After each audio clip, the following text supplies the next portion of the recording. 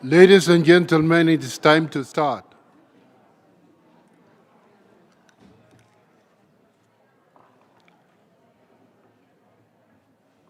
I call to order the high-level meeting on the harmony with nature and living well.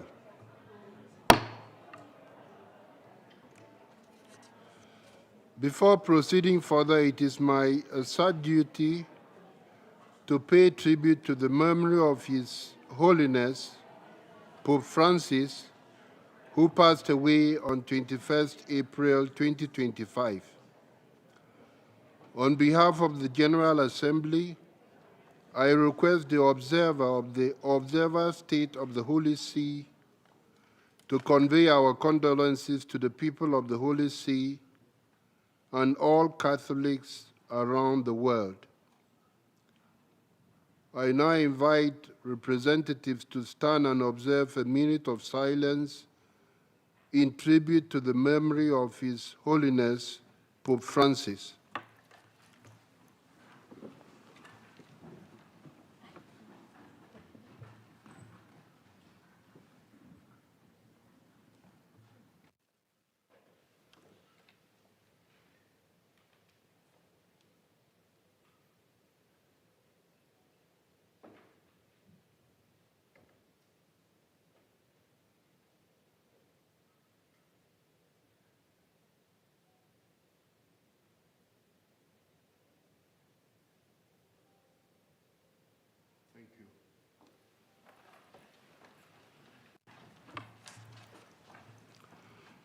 A formal tribute in the General Assembly will be convened at a later date to be announced. Ladies and gentlemen, as announced through my letter dated 12 March, I have convened this meeting pursuant to Resolution 79/210 of 19 December 2024 to continue to reinforce multilateralism through the discussion of alternative, holistic approaches based on diverse worldviews that may contribute to the implementation of the 2030 Agenda for Sustainable Development, as well as to discuss existing policies, practices, and associated challenges in the promotion of sustainable lifestyles in harmony with nature. I warmly welcome all of you to this meeting.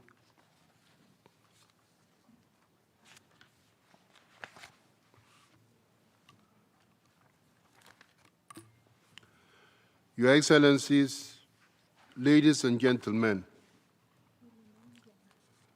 I welcome you all to today's high-level meeting on harmony with nature and living well. This day is an opportunity for us to reflect on the state of our planet and rethink our relationship with nature and with ourselves. It is a call reflected in the Pact for the Future, a call for us to fundamentally shift our approach to achieve a world in which humanity lives in harmony with nature, a call for a just balance between the economic, social, and environmental needs of present and future generations, a call for solutions to the profound challenges caused by climate change and environmental degradation. Your Excellencies, today we also commemorate International Mother Earth Day. In the same spirit as harmony with nature, we recall that human beings are not separate from the natural world, that the health of our planet and the well-being of humanity are deeply interlinked. We are born of the earth, sustained by her air, nourished by her water, and nurtured by her soil. That is why sustainable development development that preserves our natural endowment is so important. Yet human activities are having disastrous consequences: pollution, climate change, soil erosion, desertification, and deforestation. The list is long. Some of these consequences, such as rising sea levels, threaten the very existence of many communities around the world.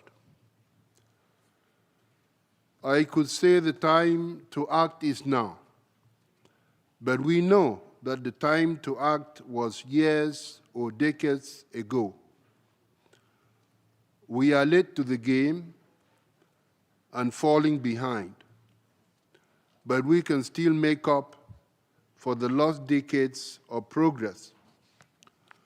This includes embracing alternative holistic approaches to sustainable development, as well as the promotion of sustainable lifestyles, which is the theme of today's panel discussion. In these efforts, we can draw inspiration from indigenous wisdom. For instance, indigenous peoples in Latin America embrace the concept of buen vivir, or living well, living with dignity. It emphasizes collective well-being, spiritual fulfillment, social harmony, and ecological balance. It teaches us that the earth is not a commodity, but a sacred community of which we are a part. For without Mother Earth, our very existence is in peril or in danger.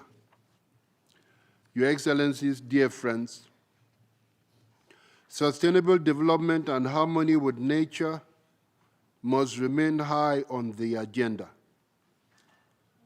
And this can only be done collectively by enhancing exchanges and international cooperation on this subject.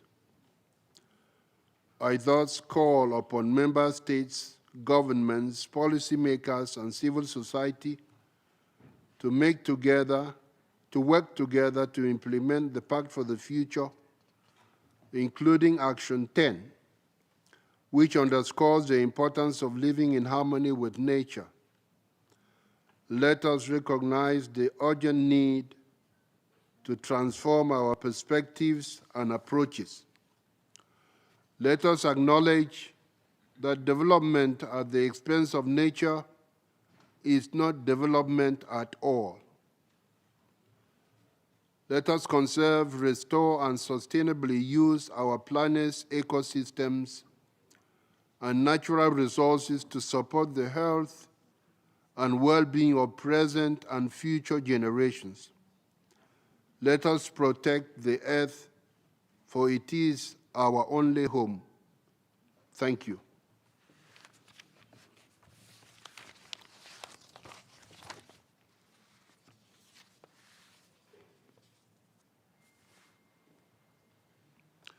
I now give the floor to Her Excellency Celinda Souza Lunda, Minister of Foreign Affairs of the plurinational state of Bolivia.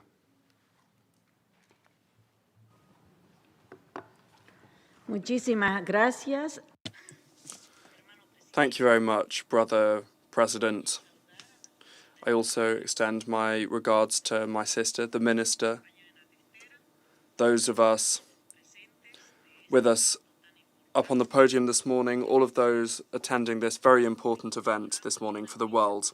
Today we are commemorating a very symbolic date, the 22nd of April, International Mother Earth Day. Is not only a day where we come and make speeches or plant trees, rather it's a day where we listen to the silence, the profound fear, the deafening silence of the world. It's a world where, a day rather, where we wonder whether we still have time. Mother Earth is generous and sacred. Mother Earth feeds us without asking anything from us in return. It started to talk to us in other languages, singing with the rivers and the forests, but now Mother Earth is screaming with forest fires, hurricanes, floods that know no national flags and no borders. The balance has been upset, and this was not done by accident. Rather, it has been upset by a capitalist model that sees success in destruction, turning forests into numbers, with this thought that you can live well while the majority live in poverty. In the plurinational state of Bolivia, we recognize Mother Earth as a being with rights. And once again, we are bringing forward a different voice, but we are not the only voice. Our voice is the voice of the peoples, who are still talking with the mountains, that ask the river permission, that thank Mother Earth before sowing seeds, before trekking up into the mountains. It's the voice of living well, and these are proposals and the ancestral knowledge of our ancestors. It's urgent that we remember that we should not be here to dominate, but rather to coexist. Today, let us remember the first global conference on climate change and on the rights of Mother Earth in 2010, and also the resumed version in 2015. These were spaces where governments came and discussed things, where ancestors who knew how to read the sky and young people came and sowed hope. Indigenous people were able to offer something valuable to the world: treaties, ethics. Yet another proposal to imagine another way of being in the world, remembering something that is not nostalgia for the past, but rather launching a warning for the future. The resolutions proclaimed by the Assembly are significant progress. However, this progress is not enough if it is not brought into practice. It's not enough to just declare the rights of Mother Earth if at the same time we continue to build a model that denies these rights on a daily basis. We can't talk about sustainability while unsustainable practices are continuing. No harmony with Mother Earth can be possible if we continue to treat the planet like a limitless supermarket.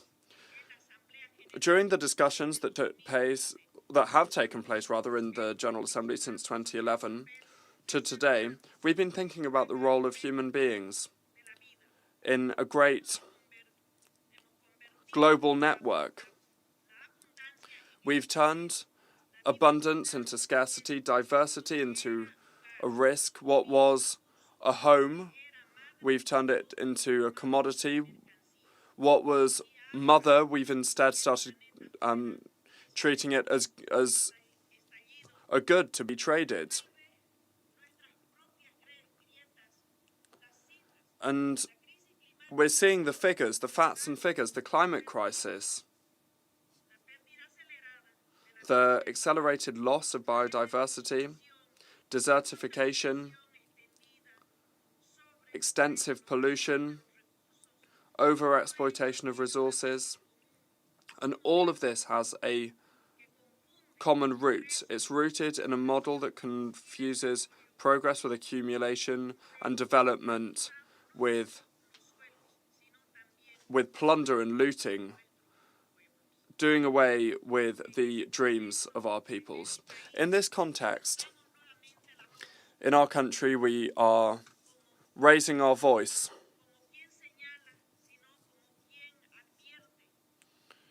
really not pointing the finger, but warning, because we're the ones that have suffered the consequences of the worst forest fires, the worst droughts. So we are reaffirming our commitment to Mother Earth, to its ecosystem, and to future generations. We're calling on the peoples of the world, the wise people, the guardians of the world, to think about new transformational responses to protect the planet where we live. Living well is the destiny of our horizon. It's the possibility to reconcile us with life, to measure well-being based on the quality of our relations with others, with ourselves, and with Mother Earth.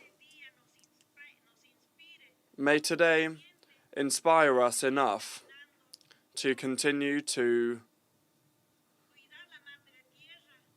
march forward, because caring for Mother Earth is the very essence. It's the very essence that connects us with life. Water gives life to us. The earth gives life to us. Women also give life. It's so important, brothers and sisters, that the resolutions that we have adopted, that human beings be capable of putting them into practice so that we can provide a better future for future generations. Thank you very much. I thank the Minister of Foreign Affairs of the plurinational state of Bolivia. I now give the floor to Her Excellency Lena Yanina Estrada, Minister of Environment of Colombia.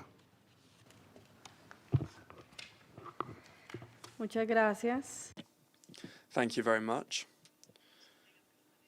My warmest regards to all of our colleagues here on the top table, and also a very good morning to everyone here this morning. Brothers, sisters, allies in defense of life and our lands. For me, it's an honor to take the floor here representing the government of Colombia and the Ministry of the Environment and Sustainable Development. And this at a really crucial juncture for the protection of biodiversity and the recognition of Indigenous peoples and the building of a real, true, sustainable peace that includes nature as a rights holder. First of all, I'd like to begin by telling you that since this panel is on harmony with nature and living well, we in our community, we have a term called Yetarafwe Yetarawai, and this implies that we always get together with our elders, our ancestors, our grandparents, to listen to them. This is something we do regularly, and we learn from them. And it also involves seeing and feeling so that we can get to know our land. And this is something that we do from when we're in our mother's wombs. We begin the training process, if you like, so that we know exactly where we're headed. And when we're growing throughout this process, listening, seeing, feeling, of course, this is an educational process. It's a kind of training, and we start to understand our land, how to care for it, how to live from it, and we look at the things that we shouldn't be doing on our land too. And so the idea is so that we can protect all of the biodiversity in it. And that is something that allows us to live well. And it's also allowed us to protect our land for future generations. And I'm not talking about 10, 20, 30 years in the future, but rather centuries and millennia in the future.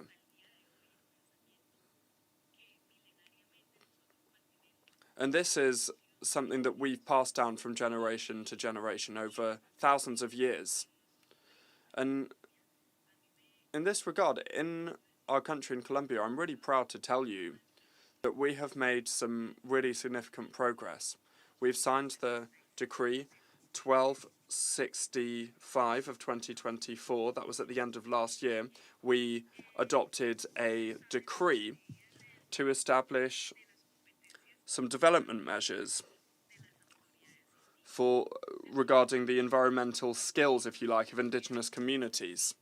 And so in doing this, our government, by way of a decree, finally is implementing what our 1991 constitution stipulates. We are environmental authorities, and it's implementing, by way of this decree, the recognition of the fact that Indigenous peoples are environmental authorities at the same level of any other type of environmental authority established through regulations that might exist, for example, protected areas or national parks, or even other systems of protected areas that may be private in nature. So this means that we are an environmental authority, and right now we are in the process of looking at how we can link everything in this decree with our national structure. So this will involve a restructuring of the way that the environmental rules in our state function. And without a doubt, this is huge progress because we are being officially recognized as environmental authorities, and this should come with some safeguards too, economic safeguards, so that we can continue to do this work, because we, the indigenous people, are on the front line of climate change. We're facing it all of the time. Furthermore, we are the ones who are in the places where the state, neither the state nor the government have ever been. And however, these places, these very remote areas, of course, are the ones that often have the biggest difficulties. In our country and in many parts of the world, there are security, safety issues. There's a lack of access to basic services also. So this recognition by way of this decree is something that is going to recognize this extremely important role that indigenous peoples play in the protection of ecosystems, the protection of our lands and our ancestral knowledge. So, thanks to this new regulation, indigenous authorities will be able to work hand in hand with state entities and build mechanisms, direct mechanisms, to ensure the defense and care for the national assets of our nation, and we'll be able to include our knowledge and our worldview in that. Furthermore, I'm going to cite our president, Gustavo Petro, and I'll paraphrase him now, and he said, "Nobody can tell any Colombian person how to establish the vital balance between human beings and nature better than the indigenous peoples." So I think that's absolutely right, what President Gustavo Petro says, and it really reflects the vision that guides our actions, a vision to do with environmental justice, with profound respect for biological and cultural diversity, and recognizing those of us who for centuries have lived in step, in harmony with Earth. Also within the framework of our National Development Plan, we have adopted the Peace with Nature concept, and as you know, this is something that was signed up to at the Biodiversity COP, because this is a pillar for transformation that we've put forward. This peace must also be built by including indigenous visions on living well, the Sumak Kausai, the Kumemongan in different indigenous languages, or the Yatawawai or Yatawafwe, like I said earlier. Understanding that environmental justice is also gender justice, and also justice for peoples. We really can't talk about sustainability or the ecological transition without the real, meaningful, and effective participation of the communities that live in and care for the land. I also wish to recognise the role that Indigenous women play in protection for and defence of strategic ecosystems, managing water, ecological restoration, and in upholding food security also. We, therefore, are very much committed to caring for the mangroves, the páramos, the Amazon rainforests, the wetlands, the deserts, all of the different ecosystems. And in these ecosystems, we have the knowledge of Indigenous peoples with an environmental and cultural focus. And we recognise living well as living in harmony with nature. And it's a challenge, and I think not only for Indigenous peoples. It should be a challenge for states too, to look at how to incorporate this local knowledge in public policy, and this in each and every one of the governments, because these actions, without these actions, we cannot protect biodiversity. And this is a way of responding to all of the needs of our peoples who historically have been excluded. And we continue to be mistreated in states, even in the states that are making efforts, but the gaps need to be closed. I'm talking about the inequality gaps, because we continue to be vulnerable populations.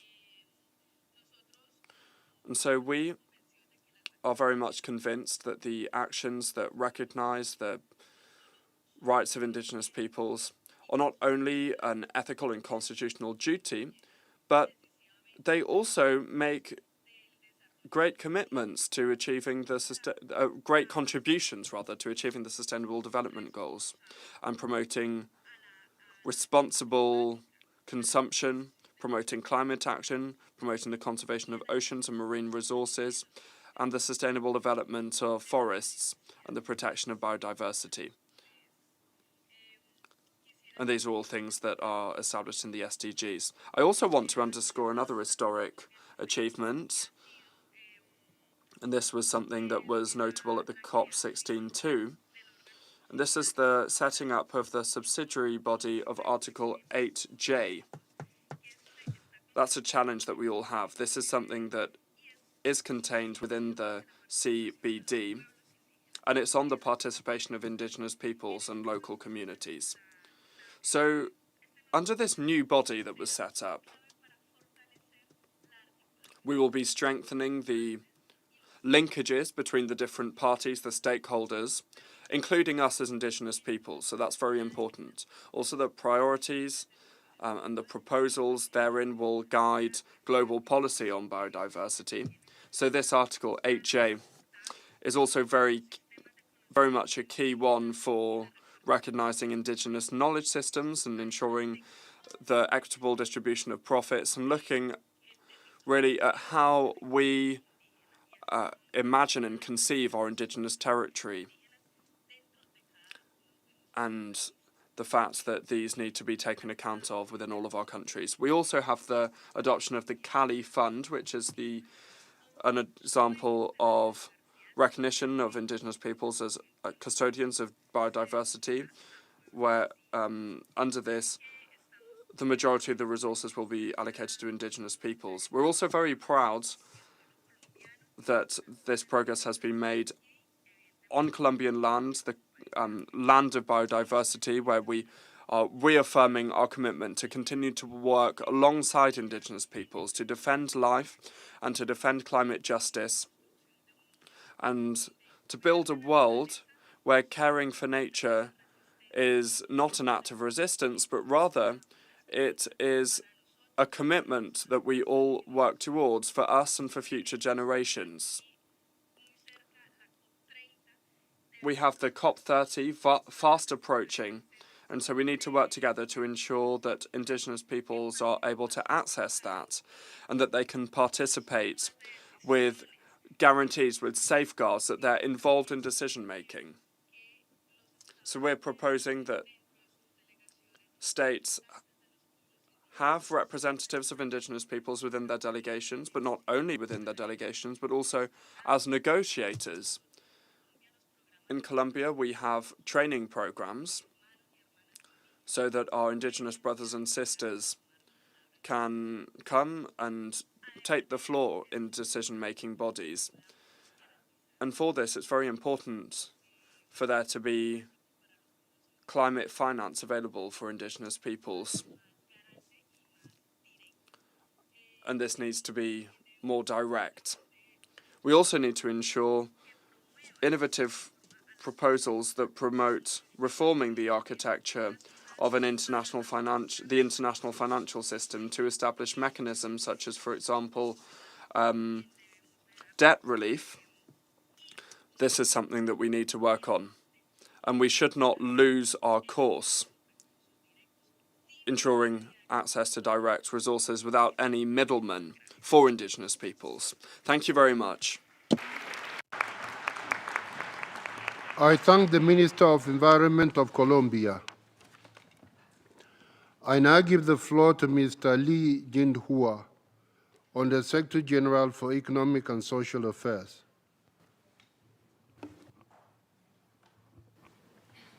Your Excellency, Mr. Philemon Young, the President of the General Assembly, Your Excellency, Ms. Salinda Sasa de Londa, Foreign Minister of the Plurinational State of Bolivia, Your Excellency, Ms. Lena de Yatina de Estradas, Environment Minister of the Colombia, Excellencies, distinguished participants. I'm very pleased to join you today at this high-level meeting on harmony with nature and living well, as we marked the International Mother Earth Day. I thank the President of the General Assembly for convening this important event today. Human well-being is inseparable from the health of our planet. Yet today, our relationship with nature is dangerously out of the balance. 2024 was the warmest year on record. Biodiversity is vanishing at an alarming rate. 1 million species are now at the risk of the extinction, many within decades. Plastic pollution has more than doubled since 2000, profoundly harming our ecosystems and disrupting the food chain. Earth's capacity to regulate the climate, cycle nutrients, and support biodiversity is rapidly diminishing. To mitigate these interlinked challenges, the linear take, make, and disposal economic model must become the relic of the past. We urgently need a regenerative secular approach that restores balance with nature. With only 17% of the SDG targets on track, the urgency for transformative action is undeniable. Excellencies, distinguished delegates, allow me to highlight the 4 key areas of the actions. First, we need to advance the responsible governance for sustainability. Integrating the harmony with nature paradigm into national, regional, and international development framework is essential. Governments must champion the nature-positive solutions, strengthen environmental governance, and align economic growth with long-term sustainability. Upcoming global milestones are like the 2025 the UN Ocean Conference, the 2026 UN Water Conference, and the Second World Summit for Social Development, offer the crucial opportunities to accelerate the synergistic actions on SDGs and scale up the ambition to protect nature. Second, we must embrace inclusive, knowledge-based decision-making. Indigenous peoples and the local communities have long been the custodians of the environmental stewardship.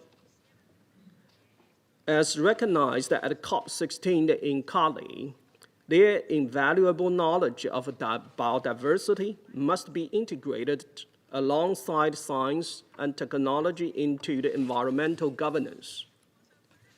We must ensure their directed access to climate and biodiversity financing mechanisms, and invest in capacity building, supporting data management, geospatial mapping, and ecosystem monitoring to support indigenous-led nature-positive initiatives. Third, we must promote sustainable consumption and production patterns. We need a cultural shift fostered through the awareness and education. Governments, civil society, and the private sector share the responsibility in shaping narratives and systems that makes sustainable choices accessible, affordable, and appealing to all. Fourth, we must support and scale the effective local actions. Last year in Costa Rica, I myself witnessed an inspiring initiative where women micro-entrepreneurs transformed discarded fish skins into the jewelry and the handbags. Such circular economy solutions can achieve the much greater impact through the targeted financing, visibility, and the policy support. Excellencies, distinguished participants, as we engage in today's dialogue, let us reaffirm our shared responsibility to protect the Earth, our only home. The Pact for the Future demands that we place the harmony with nature at the heart of how we live, how we produce, and how we govern. Let us rise to this challenge with commitment and solidarity. My department, the UNDESA, stands ready to support member states and the partners to turn this vision into the sustainable reality. Thank you.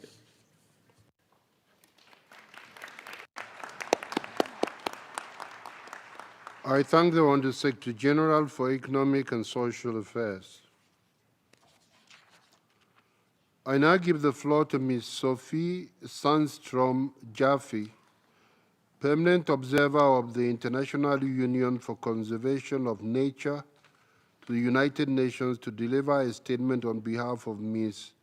Grethel Aguilar, Director General of the International Union for Conservation of Nature. Thank you.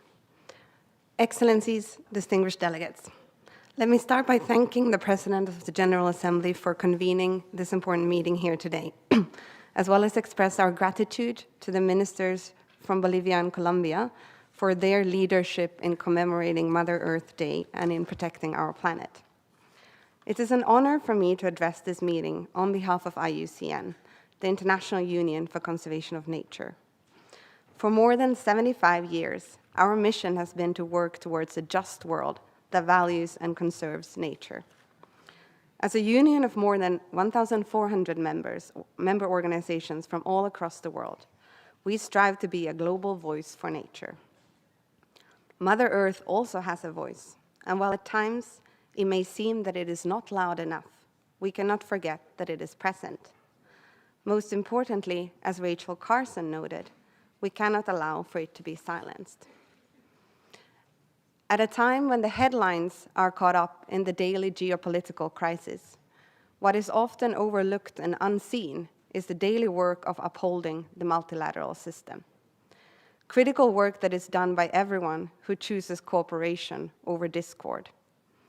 Much of this cooperation happens on environmental issues where collectively we have made great strides in recent years. This week, right here at the UN, the first preparatory commission is meeting on the High Seas Treaty, a treaty that hopefully will enter into force by the third UN Ocean Conference in June. This treaty is a remarkable achievement of the multilateral system, and it will help us to protect the one global ocean that is the lifeblood of our planet. Distinguished delegates, for a long time, humankind has considered the economy and the environment to be discrete entities and has sought dominion over nature. The pace at which modern society developed has been markedly asynchronous from natural regeneration cycles, and our linear economy has caused biodiversity to decline and global temperatures to increase at rates unprecedented in human history. The IUCN Red List of Threatened Species shows that more than 47,000 species are threatened, with extrapolations suggesting that 1 million species may be threatened with extinction. This rate of biodiversity loss is directly linked to our unsustainable use of natural resources. The International Resource Panel of the UN Environmental Programme found that 90% of biodiversity loss and water stress are caused by resource extraction and processing. Yet in the midst of this escalating planetary crisis, there are those who keep fighting to save what is still salvageable, ranging from big organizations such as the UN and IUCN to park rangers and scientists in distant locations and environmental rights defenders. In many parts of the world, environmental groups are facing threats by criminal organizations or law enforcement and are seeing the space for conservation work being restricted. Delegates, in our efforts to counter our harmful relationship with the living world, we must seek approaches that are in harmony with nature. And in doing so, we have much to learn from indigenous peoples. For example, the Lenape people, whose ancestral land we are currently on, believe that everything in nature possessed a spirit. This belief instilled a deep respect for the dignity of animals, plants, and the land, as well as the responsibility to protect this collective life for future generations, which we see in both human rights and nature rights approaches, as well as with systems approaches in law and governance.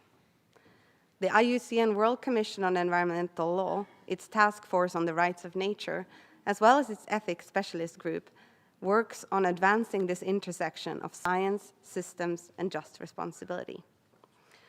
It is indigenous and local knowledge, coupled with science, that provides us with the theoretical underpinnings of a future in which we live in harmony with nature. An open, transparent, and constructive dialogue should become the vessel through which sustainability is mainstreamed in all political and legislative frameworks. This must be done through a whole-of-society approach as embedded in the Kunming-Montreal Global Biodiversity Framework to ensure that all policies include nature conservation at their core. Support mechanisms should be put in place to ensure that marginalized communities, women and youth, are an integral part of the decision-making processes. This process towards a just world living in harmony with nature should result in the whole-scale transformation of our global production and consumption systems to a circular economy where nature is fully valued, as outlined in the 2030 Agenda, something not yet adequately reflected in government or business decision-making, nor in most people's lifestyles and actions. Transforming our global system is possible. We have the knowledge and tools to do so. But what is needed is political will driven by people demanding change and demanding that we heal the natural world. We also need to acknowledge concerns that protecting nature and eradicating poverty are contradictory to one another, and ensure that a transition to a circular economy includes a social component. 2025 offers us all a chance to move from words to action. The third UN Oceans Conference, the Forum on Financing for Development, the IUCN World Conservation Congress, and the UN Environmental Assembly, as well as the first meeting of the subsidiary body on Article 8J of the CBD, and all of the local and state action that informs or stems from this multilateral action are opportunities that we cannot afford to miss. As the President of the General Assembly said here today, the time to act was decades ago, so we are running on borrowed time. Thank you very much.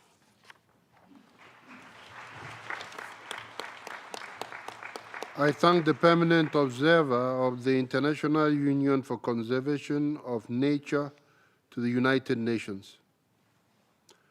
We have heard the last speaker for the opening segment.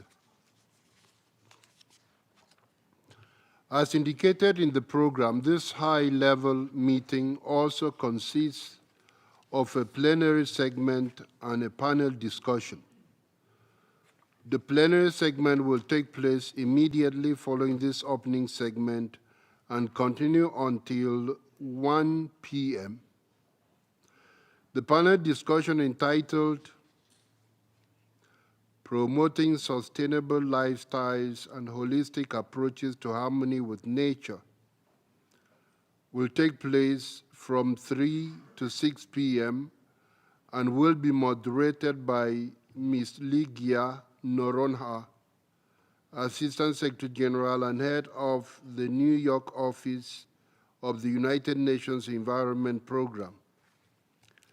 The opening segment is now concluded.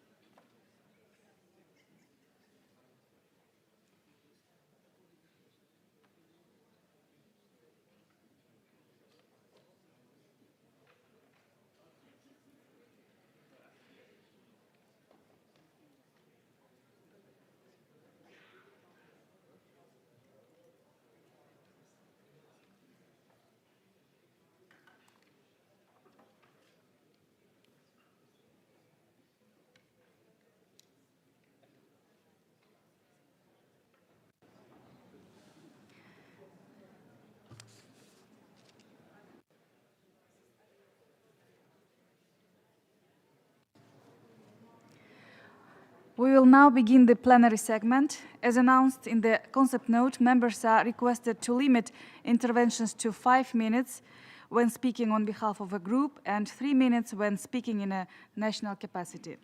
Should we not have time to hear all statements, written statements may be emailed to e-statements@un.org and will be posted under e-statements of the United Nations Journal. I thank you for your cooperation. I now give the floor to the distinguished representative of European Union. Mr. President, I have the honor of delivering this statement on behalf of the European Union and its member states. The candidate countries North Macedonia, Montenegro, Albania, Ukraine, and the Republic of Moldova align themselves with this statement. We meet today in the wake of the successful closure of CBD COP16 in Rome and 2 years after the adoption of a historic deal for nature, the coming Montreal Global Biodiversity Framework. The GBF embraces the vision of a world living in harmony with nature and was a true breakthrough for nature conservation, restoration, and its sustainable use. It complements the Paris Agreement, and both must be implemented with the same level of political urgency. Jointly, they form a global roadmap towards a true reconciliation with nature.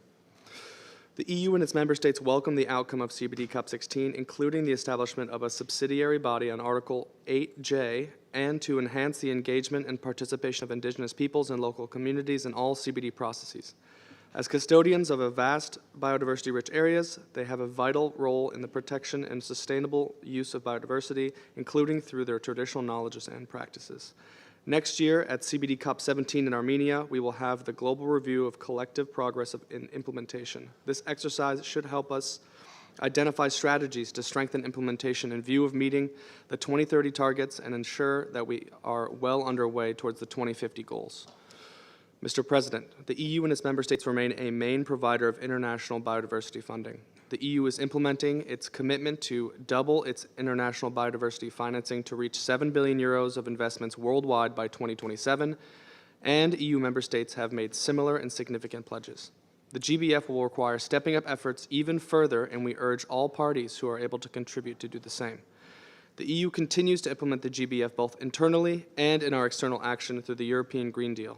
Our new nature restoration law and our biodiversity strategy for 2030, together with our nature legislation and other initiatives, will contribute significantly to nature protection and restoration efforts. Mr. President, in response to the questions set out for the panel discussion, we would like to add the following.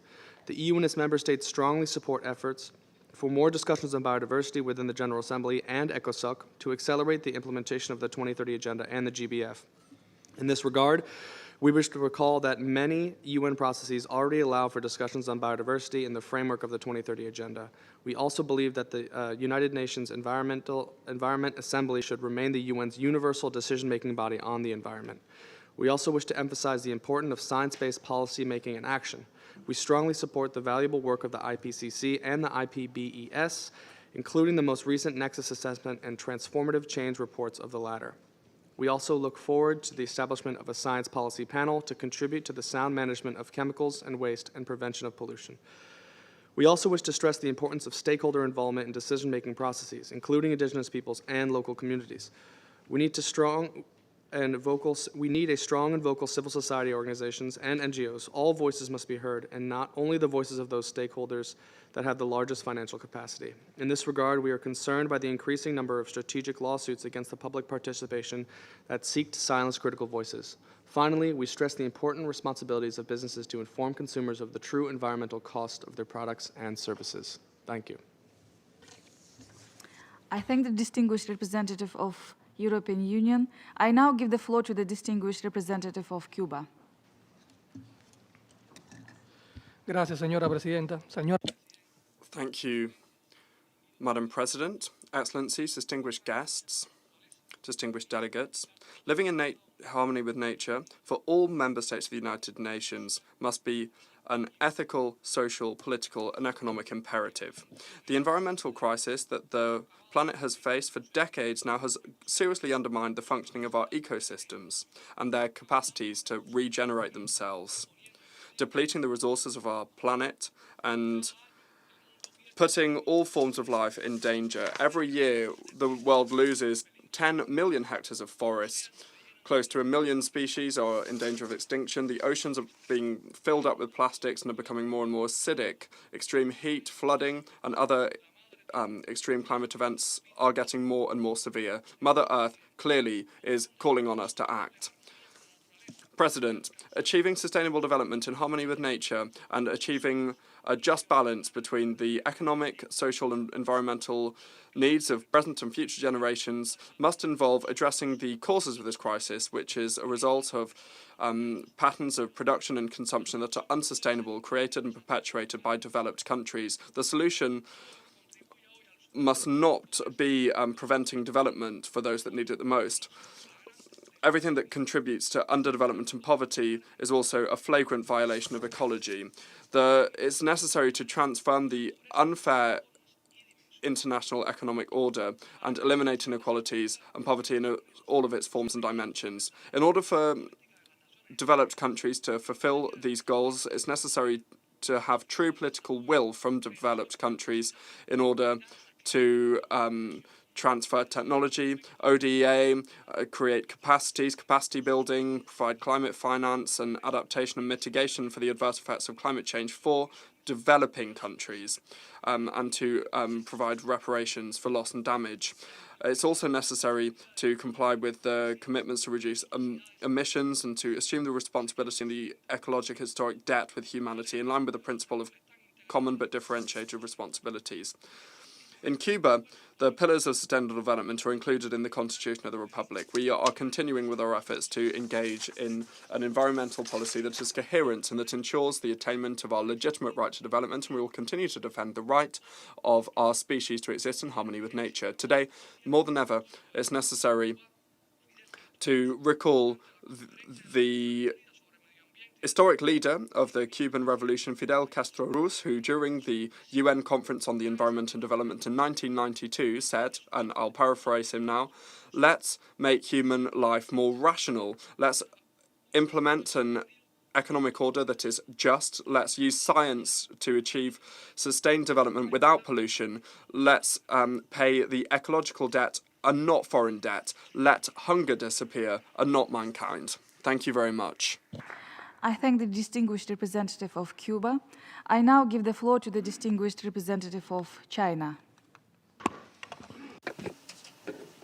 Madam President, The Earth is the only home for mankind to survive, where man and nature constitute a community of life. Today's world is grappling with increasingly severe ecological and environmental problems, posing strong headwinds for the implementation of the 2030 Agenda. The international community must act now to build a beautiful home where all things live in harmony. We have to step up efforts on climate change as a common challenge to all humanity, exempting no country. A certain country announced its withdrawal from the Paris Agreement, which seriously undermines global cooperation on climate change. The international community should overcome obstacles, adhere to the principle of CBDR, provide greater support to developing countries, and to promote the full and effective implementation of the UNFCCC and its Paris Agreement.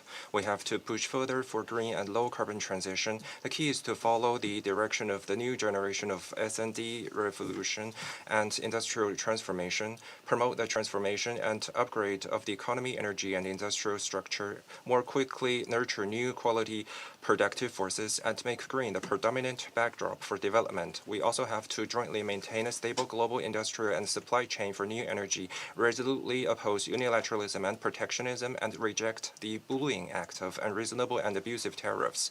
We have to jointly safeguard our planet, which requires respecting, adapting to, and protecting nature, continuously promoting the process of biodiversity conservation, and popularizing sustainable production and lifestyle. In this process, we must always bear in mind people centrality and strive for synergies between environmental protection and economic growth, job creation, and poverty eradication. Meanwhile, we should practice true multilateralism and mobilize all walks of life to jointly promote a fair, reasonable, cooperative, and win-win global environmental governance system. China adheres to the idea that lucid water and lush mountains are invaluable assets, sticks to the integrated protection and systematic management of mountains, rivers, forests, farmlands, lakes, grasslands, and deserts, and strengthens ecological and environmental protection across all aspects, regions, and processes. This has led to the 3,046-kilometer green belt around Taklamakan Desert and hundreds of square kilometers of desert in Sahanba turned into forests. The Forum on China-Africa Cooperation has proposed to jointly build green growth engines. Since 2016, China has provided and mobilized over 177 billion RMB yuan in climate finance for other developing countries. China will continuously engage in in-depth exchanges and cooperation on ecological civilization with other countries and build a community of life on Earth with harmony between mankind and nature. I thank you, Madam President. I thank the distinguished representative of China. I now give the floor to the distinguished representative of Venezuela. Madam President, we're grateful for you convening this high-level meeting, which must serve the central purpose established in Resolution 79-210. This involves strengthening multilateralism, promoting holistic approaches that will enable us to live in harmony with nature. This is something that is also present and necessary for the attainment of the SDGs. It's necessary to address the triple planetary crisis that we now face and that directly threatens the very survival of all forms of life on Earth. Madam President, climate change and the loss of biodiversity and pollution in particular as a result of the unsustainable patterns of production and consumption as part of the global economic system threaten Mother Earth and show that at this rate we are on track to self-destruction. Unfortunately, some agreements have enabled and even encouraged the making nature into a business. We're also seeing a lack of compliance with very important international commitments. Under this selfish vision, the priority of the accumulation of capital and economic domination to the detriment not only of the development of the countries of the global south, but also Mother Earth herself. That's why we believe that the time has come to change these realities and replace them with new ones that respect the rights of nature. In this regard, Venezuela once again today calls for the principle of common but differentiated responsibilities. We call for climate actions that are focused on minimizing the increase in global temperatures. Harmony with nature requires deep-running, ambitious actions that bring about effective global solutions, including finance and reparations for loss and damage. The role of our Indigenous peoples with their ancestral knowledge is vital to achieve the balances that we require. Our economies will never be prosperous in a planet where nature collapses with we need an economic and social model that prioritizes sustainability and ecological and environmental justice.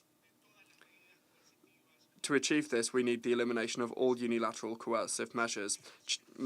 President, we conclude by emphasizing that the United Nations must continue to contribute to this common struggle and achieve solutions that resolve the risks and the threats that today Mother Earth faces, and to achieve a balanced approach to sustainable development in harmony with nature. Thank you very much, Madam President. I thank the distinguished representative of Venezuela. I now give the floor to the distinguished representative of Nicaragua.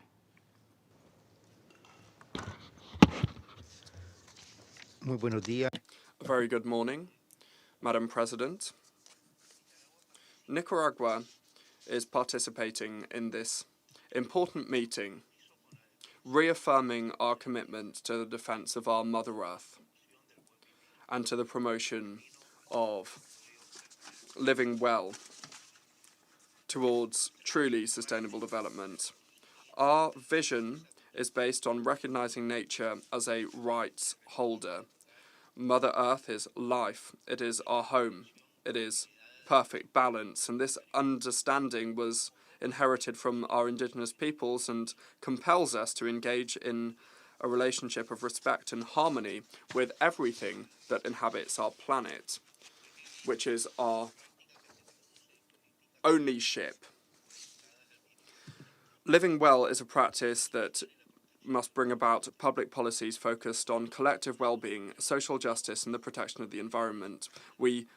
Let us promote a model that is focused on people, communities, and nature, and move away from paradigms that prioritize profit, with the cost being the deterioration of the environment. The climate crisis is an urgent warning for us to change. We cannot continue under the current system that excludes and destroys with its different models of production and consumption.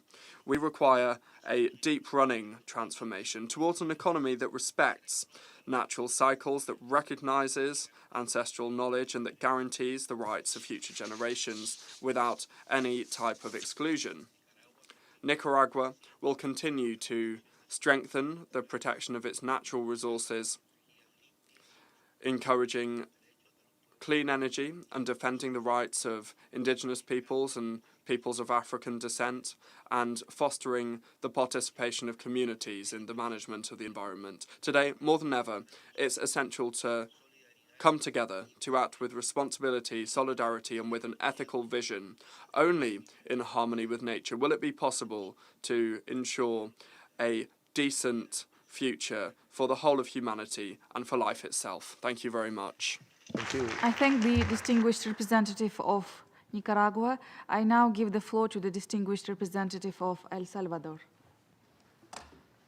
Muchísimas gracias, señora presidenta. El Salvador agradece. Thank you very much, Madam President. El Salvador thanks the Presidency of the General Assembly for organizing this meeting, and we align with the idea that there cannot be development without sustainability or respect for Mother Nature, and that's why our country is engaging in national efforts to strengthen environmental resilience, to promote the sustainable management of natural resources, and to advance towards an energy transition that enables us to reduce greenhouse gas emissions without leaving anybody behind. My country, therefore, is committed to goals to promote patterns of responsible consumption, action for climate change, the conservation and sustainable use of oceans, the seas and marine resources, as well as to the sustainable management of land ecosystems, forests, the fight against desertification and loss of biodiversity. And this is also why my country has established protected natural areas and is working to strengthen ecological conservation zones.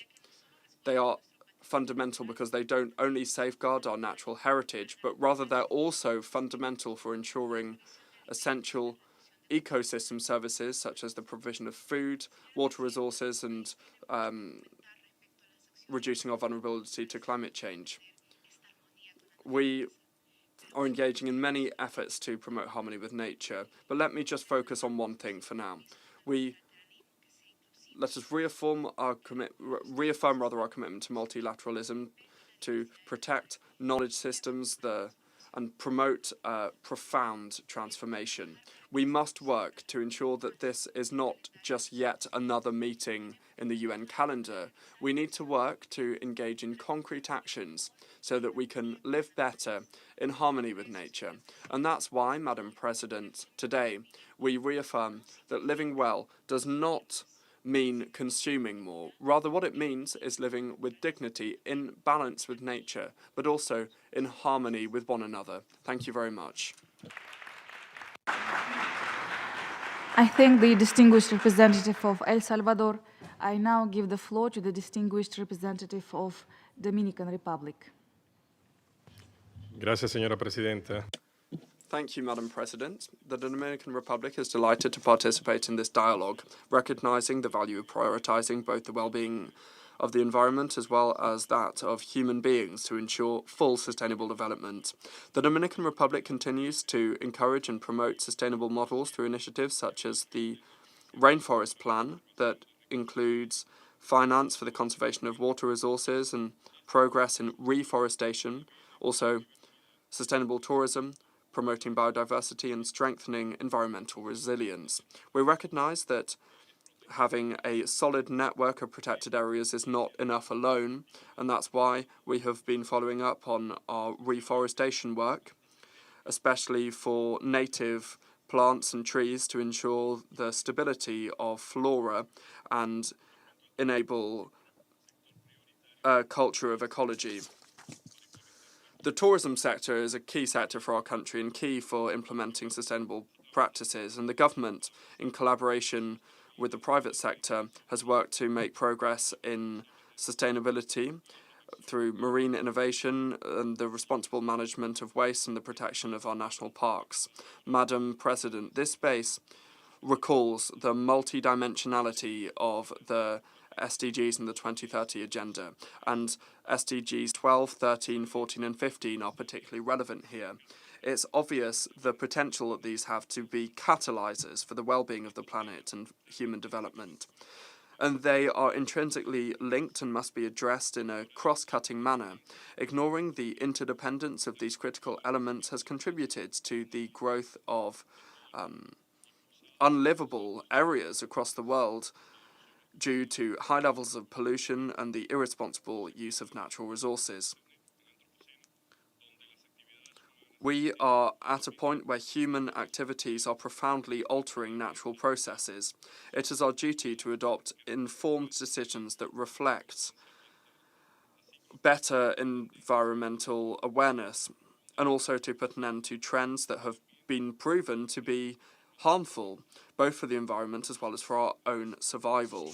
Madam President, achieving environmental development is both a huge challenge as well as one of our greatest opportunities. Let us seize this moment and demand rethinking the way that we prioritise the economic, social and environmental needs that we have to achieve equitable and sustainable development.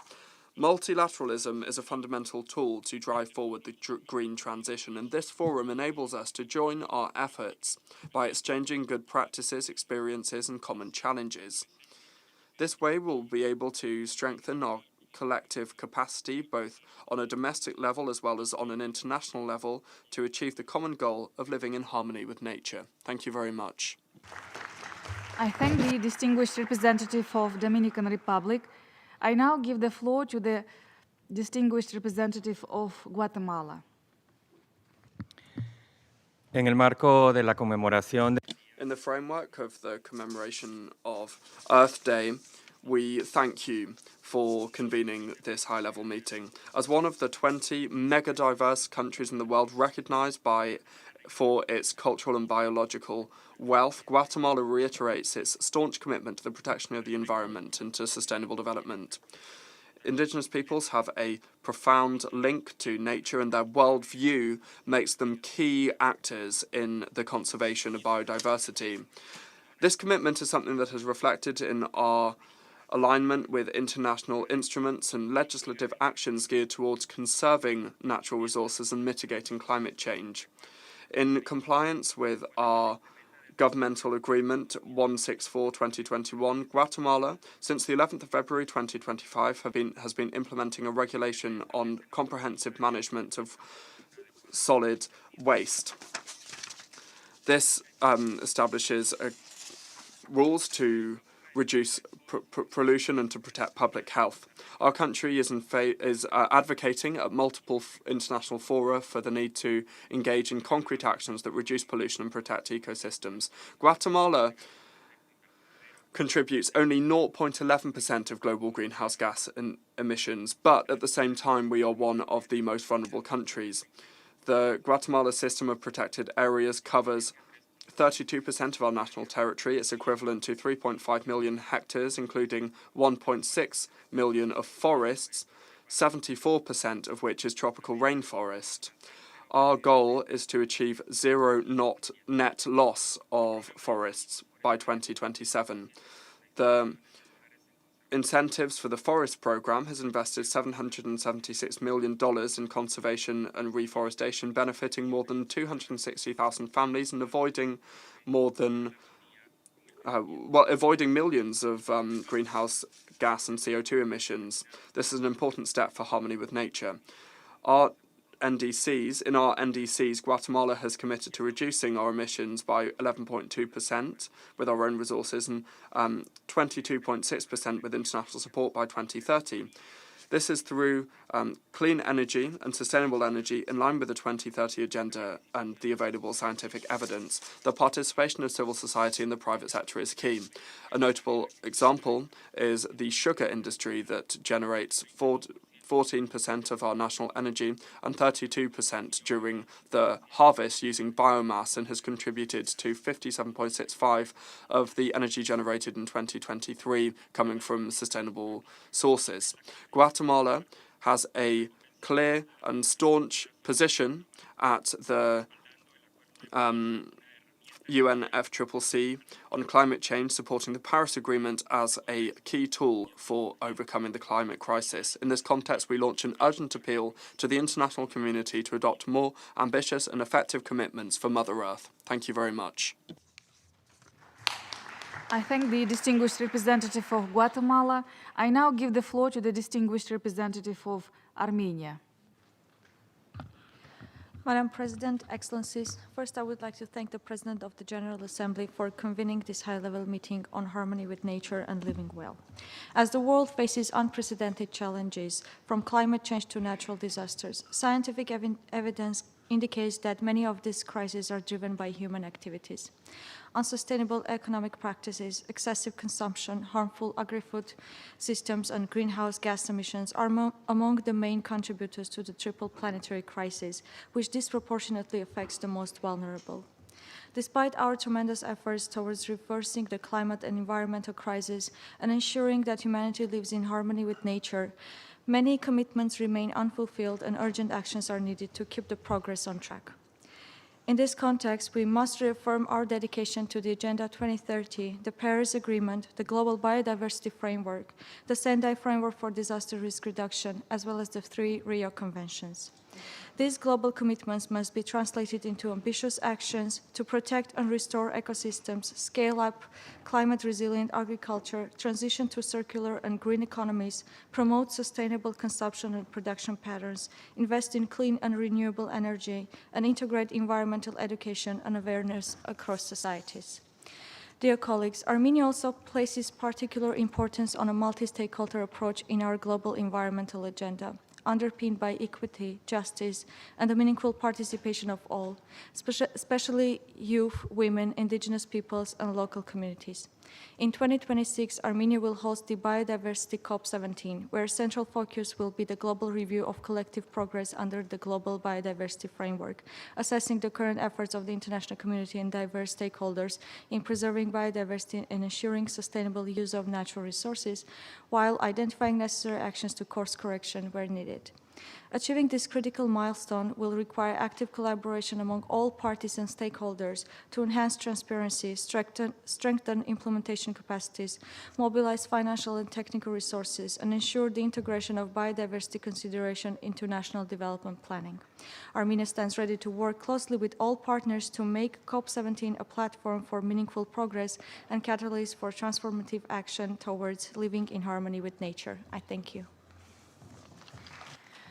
I thank the distinguished representative of Armenia. I now give the floor to the distinguished representative of Gabon. Je vous remercie, Madame. Thank you very much, Madam President. It is an honor for me to be taking the floor on the International Day of Mother Nature.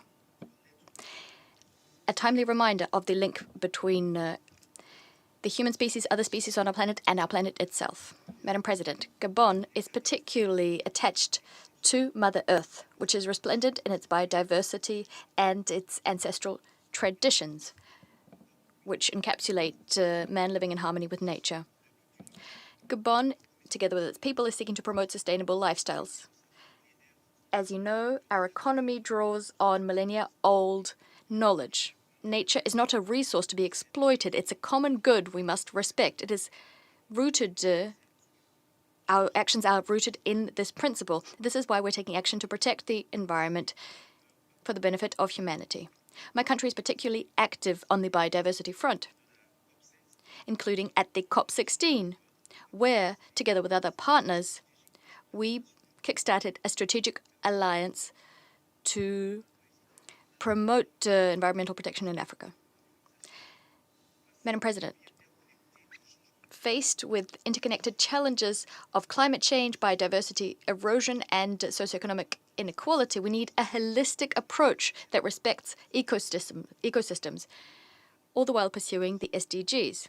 We need to use innovation, traditional knowledge, as well as environmental balances. These must be struck, and this way we can pave the way towards an inclusive and resilient future. Madam President, the international legal framework, as well as the international community, are increasingly threatened and weakened. Nonetheless, my delegation believes that we must continue working towards building robust and effective multilateralism, the kind of multilateralism that promotes respect for nature by all people. My own country, Gabon, will continue working to this end as we have always done. I thank you. I thank the distinguished representative of Gabon. I now give the floor to the distinguished representative of Mongolia. Madam President, it's my honor to address you today on Mother Earth Day, and I would like to express my delegation's sincere appreciation for your leadership in convening this high-level meeting of the General Assembly. Humans are the offspring of nature, connected to Mother Earth. This connection is especially profound in countries like Mongolia, where we live in harmony with nature has been not only a way of life for thousands of years, but also a guiding philosophy. For thousands of years, Mongolian nomads have lived in deep harmony with nature, moving with the seasons and sustaining delicate balance with vast steppes, what we call home. Even today, nearly 40% of Mongolians maintain nomadic lifestyle, with 57.6 million livestock play an essential role in daily life of rural communities. However, over the past 7 decades, Mongolia has experienced a 2 degrees rise in temperature and decline in rainfall, exposing nomadic herders to increasingly frequent and severe weather events, from droughts and floods to heat waves and sudden cold snaps. This issue is exacerbated by growth of mining activities in our country, vital for development, yet often at the cost of our precious pasture lands and biodiversity loss. Thus, recognizing this urgency of this situation, the government of Mongolia has been implementing a range of policy measures and actions. These include encouraging open citizens to return to countryside to help revive nomadic, semi-nomadic lifestyle, expanding use of renewable energy, promoting water conservation, reducing waste, and developing responsible mining practices and land rehabilitation efforts. Madam President, Mongolia is committed to support the United Nations for providing all people with relevant information and awareness for sustainable development and lifestyles in harmony with nature. To this end, Mongolia stands ready to contribute to the work of Harmony with Nature Knowledge Network, which is advancing important efforts under SDG Target 12.8, as well as the Intergovernmental Science Policy Platform on Diversity and Ecosystem Services. We are also invited to join in celebrating the International Year of Pastoralists and Rangerlists 2026, established at the Mongolia's initiative, and to actively participate in the 70th Conference of the Parties to the United Nations Convention to Combat Desertification, which will be held in Mongolia in 2026.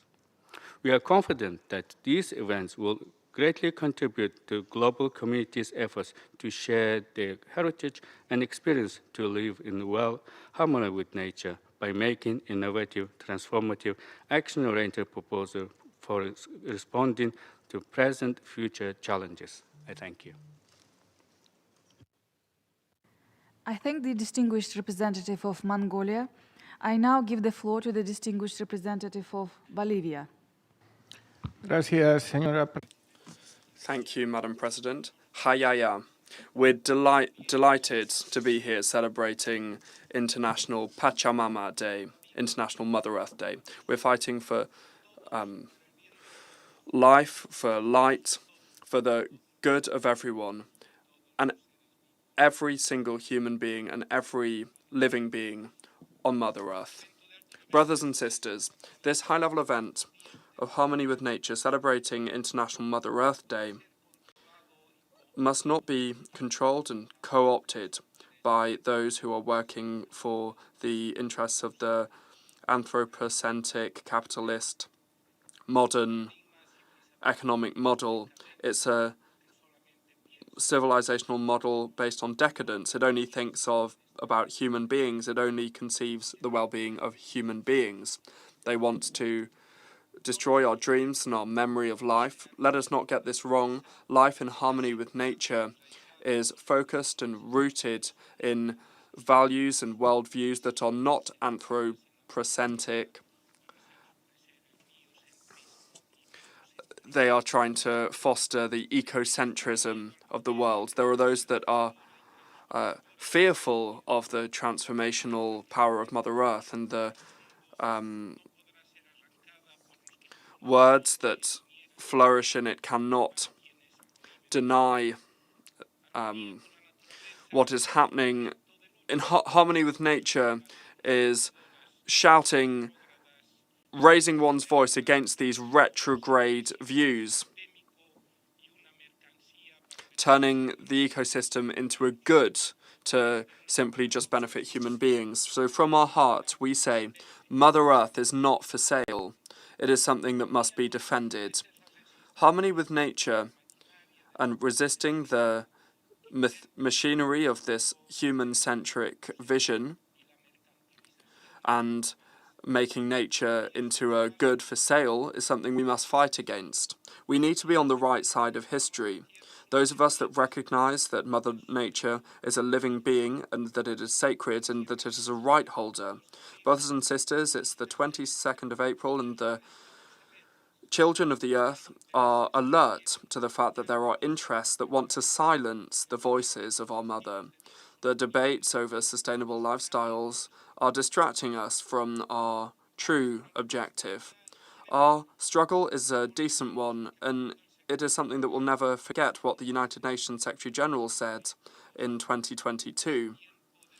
And that is that it is time to strengthen non-human-centric paradigms in multilateralisms multilateralism, turning the UN General Assembly into Assembly of the Earth. In Bolivia, we are launching a global appeal to ensure that the Assembly of Mother Earth is convened on an annual basis by the UN General Assembly every year on the 22nd of April, International Mother Earth Day, and that it may conclude with a Mother Earth Summit in 2030.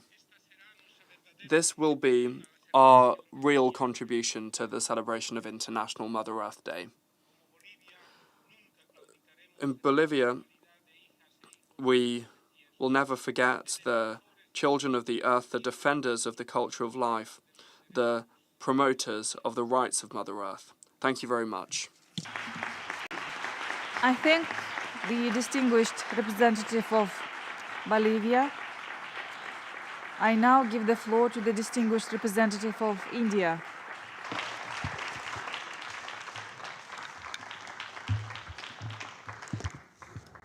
Thank you, Chair. We thank the President of the General Assembly and his team for organizing this high-level meeting on harmony with nature and living well to commemorate International Mother Earth Day. Mata Bhumi Putro Aham Prithvi. This is a Sanskrit quote which translates to, Earth is my mother and I am her child. Ancient Vedic texts have revered Mother Earth and highlighted the sacred and nurturing relationship between humanity and Earth. Today, as we face unprecedented environmental challenges, this ancient wisdom becomes increasingly relevant for implementing the 2030 Agenda. I take this opportunity to highlight two recent initiatives by Government of India that exemplify our commitment to harmony with nature. First, Mission Life, which stands for Lifestyle for Environment, launched by our Prime Minister Narendra Modi and UN Secretary General Antonio Guterres in October 2022, recognizes that sustainable lifestyles are fundamental to environmental protection. Moving beyond government-centered approaches, Mission Life empowers citizens to make environmentally conscious decisions in their daily lives. It focuses on mindful resource utilization, creating markets for eco-friendly products, and fostering collective action for sustainability. Millions of Indians have already embraced these principles, demonstrating how individual actions create transformative impact. Second, Prime Minister Modi launched Ek Ped Maa Ke Naam, in English, Plant for Mother campaign last year on the occasion of World Environment Day, calling on citizens to plant a tree in the honor of their mother for Mother Earth. This campaign draws a parallel between the nurturing of nature by Mother Earth and the nurturing of human lives by our mothers. This initiative has resulted in millions of new trees across India and aims to halt and reverse land degradation, build drought resilience, prevent desertification, and increase the green cover of the country. India is also embracing circular economy principles across sectors. Government of India is driving the transition to a circular economy through targeted policies such as the plastic waste management rules, e-waste management rules, construction and demolition waste management rules, and the metal recycling policy. Madam President, our shared planet requires shared solutions. India stands committed to creating a world of prosperity and peace for all beings in harmony with nature. Thank you. I thank the distinguished representative of India. I now give the floor to the distinguished representative of Israel. Thank you, Madam President. Israel welcomes this important discussion and aligns itself with the global call to restore balance between humanity and nature. Israel is a small country with a challenging climate and fragile ecosystems. Over 60% of our territory is arid or semi-arid, and we face growing pressure from urbanization, population growth, climate change, and land degradation. Yet we also see nature as a partner. In fact, nature-based solutions are central to Israel's national strategy. The Yatir forest, planted on the edge of the Negev desert, is not only the largest man-made forest in the Middle East, it is the world's largest man-made forest in a semi-desert area and a model of forestation under extreme conditions. Israel has reversed desertification trends and created green spaces to mitigate climate impacts. Urban wetlands, shade trees, ecological corridors, and green rooftops are being maintained and introduced in cities across the country to absorb floods, reduce temperatures, and bring nature back into daily life. Through the Israel National Nature and Parks Authority, over 500 nature reserves and national parks protect endangered species, rare habitats, and vital migratory routes. Efforts to rehabilitate the Hula wetlands, the Alexander River, and the coral reefs in the Gulf of Eilat are examples of how we're not just conserving nature, but actively restoring it. To ensure that future generations carry this vision forward, environmental education is a priority for us. Sustainability is taught at an early age in kindergartens and schools. Youth movements, volunteers, and community organizations play a key role in a shared environmental responsibility. Innovation is a key enabler, from Netafim's pioneering drip irrigation to Desertec Desert Innovation Cluster. Israeli technologies, including advanced agricultural technologies, are helping grow more food with less water, generate clean energy, and reduce waste. Startups are applying AI, robotics, and circular models to live more lightly on land. And these solutions are shared globally, especially with partners in arid regions. But our natural environment provides something more fundamental than science can measure. Recently, Israeli society has been under profound emotional strain. Many communities are still recovering. In this context, nature offers something essential: refuge, improving mental resilience. Access to nature is not a luxury, it's a basic need. The connection to nature reminds us that well-being is not only physical. Protecting nature in Israel is more than an environmental mission, it is a human one. Israel is committed to promoting this vision and to partnering with our neighbors and all those who share it. Thank you. I thank the distinguished representative of Israel. I now give the floor to the distinguished representative of Saudi Arabia.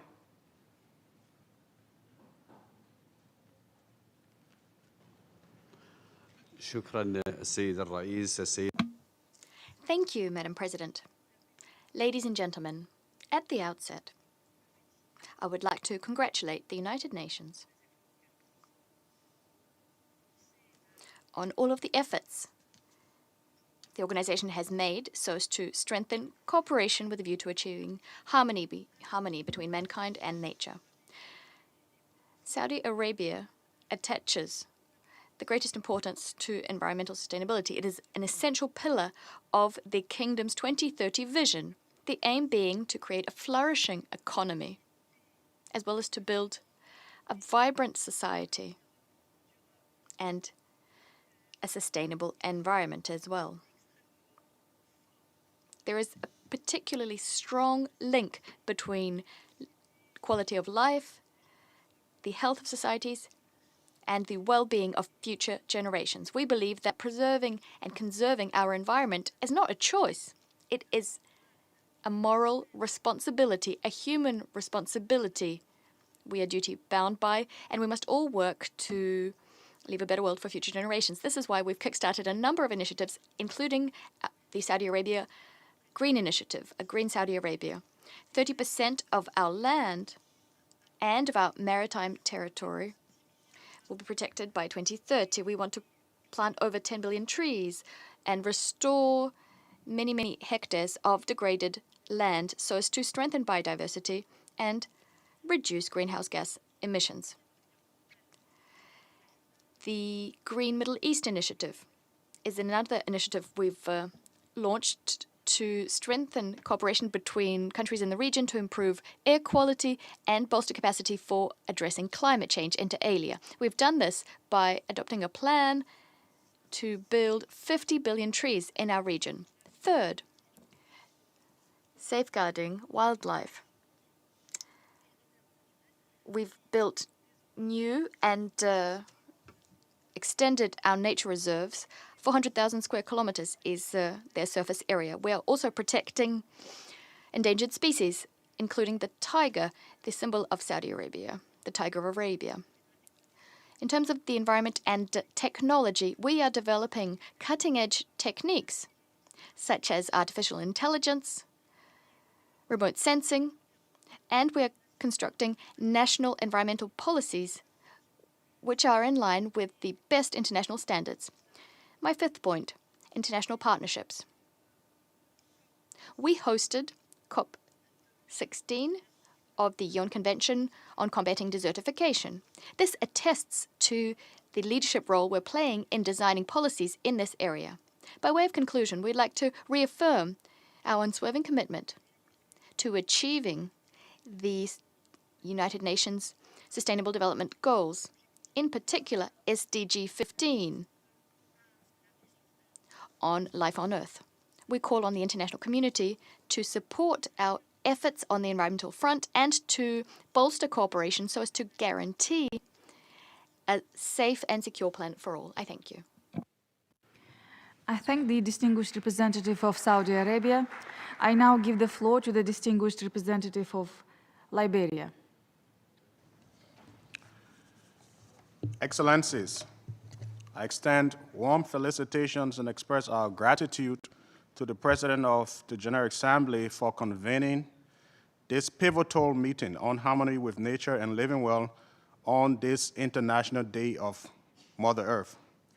Liberia is a nation blessed with rich biodiversity, vast tropical rainforests, and natural resources that have sustained generations of Liberians. However, we are acutely aware of the environmental challenges that jeopardize both our ecological heritage and the well-being of our citizens. Climate change, deforestation, environmental degradation call for urgent collective action. Today, we reaffirm our commitment to embracing sustainable practices that honor the principles of harmony with nature.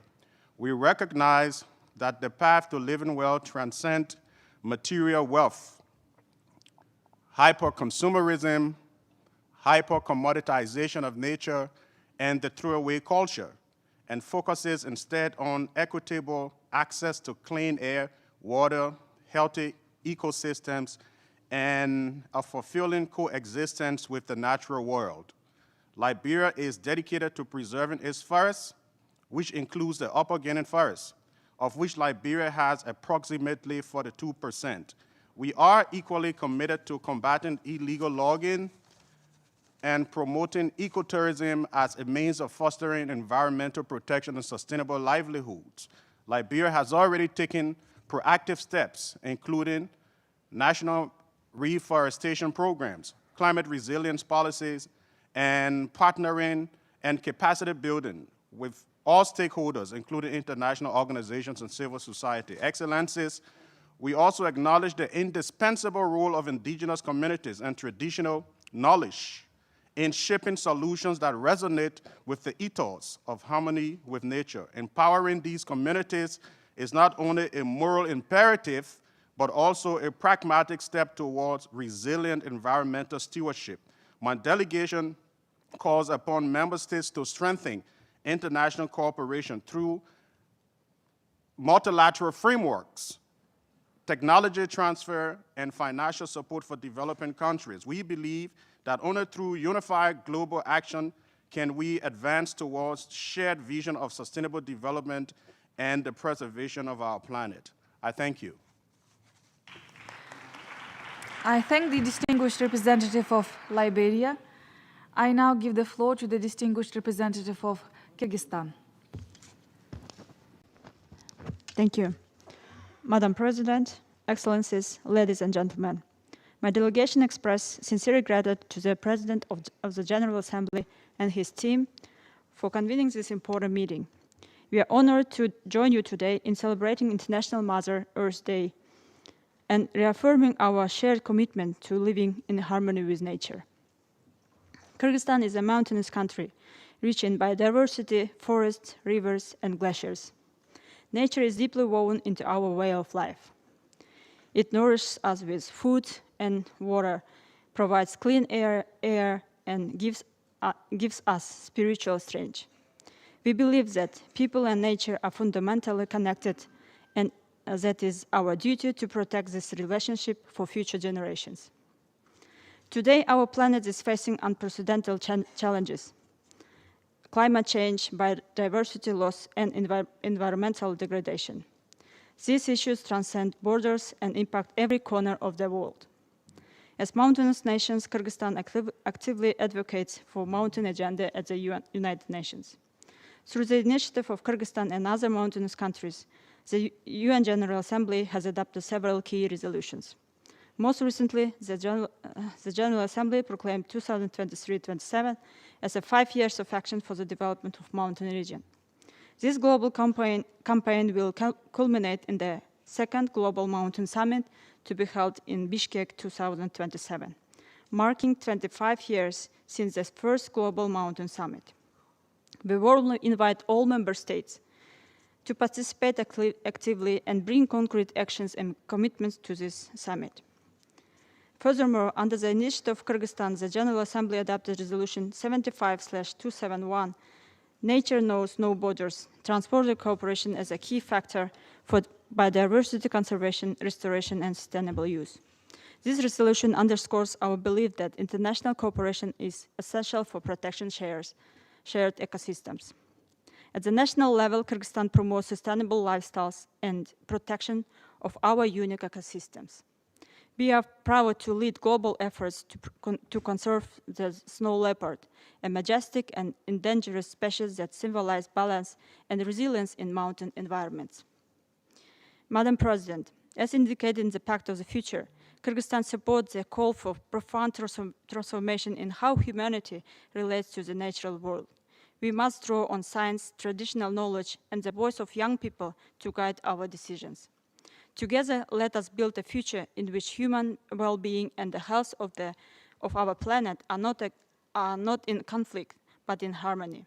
Let us remember that when we protect nature, we protect ourselves. I thank you. I thank the distinguished representative of Kyrgyzstan. We have heard the last speaker for this plenary segment. Before concluding, I would like to remind participants that the panel discussion will begin promptly at 3 p.m. in this chamber. The plenary segment is now concluded. The meeting is adjourned. Thank you very much.